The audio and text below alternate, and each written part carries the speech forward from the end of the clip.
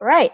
Then the spermatogonium ataupun spermatogonia ni, dia akan divide by mitosis and formed the primary spermatocyte. This is the primary spermatocytes.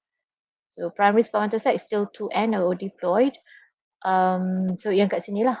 This is the primary spermatocyte 2N or diploid.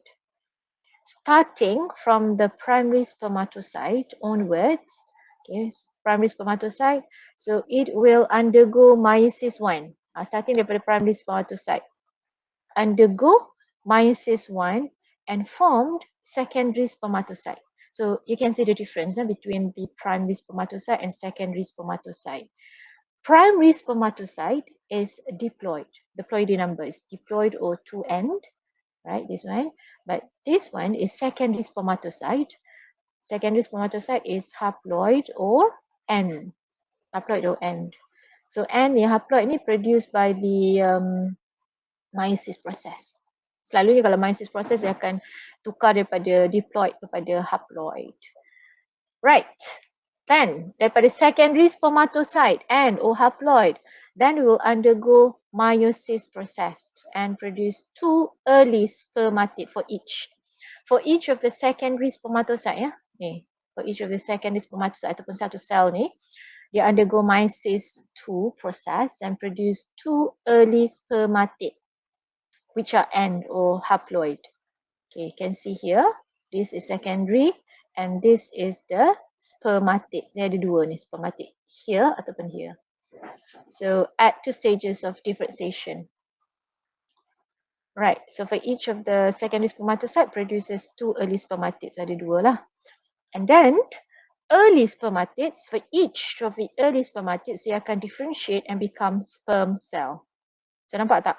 Daripada dia produce 2 secondary spermatocyte and then akan dapat produce 4 early spermatid, and then the 4 early spermatids will differentiate into 4 sperm cells kat sini.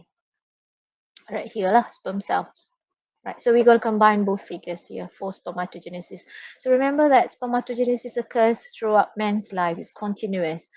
And one of the difference between spermatogenesis and oogenesis, they are the 2 resting periods. They arrested at prophase 1 of meiosis 1, another one metaphase of meiosis 2. Okay? Okay, back to this, the sperm, we look at the structure of the sperms.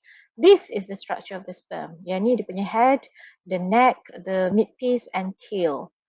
Right. So for the head part, dia ada acrosome. Okay, a specialized vesicle ataupun acrosome. This acrosome contains enzymes or hydrolytic enzymes. Okay, hydrolytic enzymes is enzymes that can break down the layers of the egg, because layers of the egg are quite hard ataupun dia keras. So untuk sperms to penetrate through, they need enzymes ataupun hydrolytic enzymes so that the head of the sperms can penetrate through the ovum ataupun the egg. That is important lah, sebab tu dia ada specialized vesicle dekat sini, which is the acrosome that contains that specific enzymes. And then lepas tu dekat midpiece ataupun body dia ada mitochondria, large mitochondria that is actually to generate the ATP so that this can aid the movement of the flagella tail.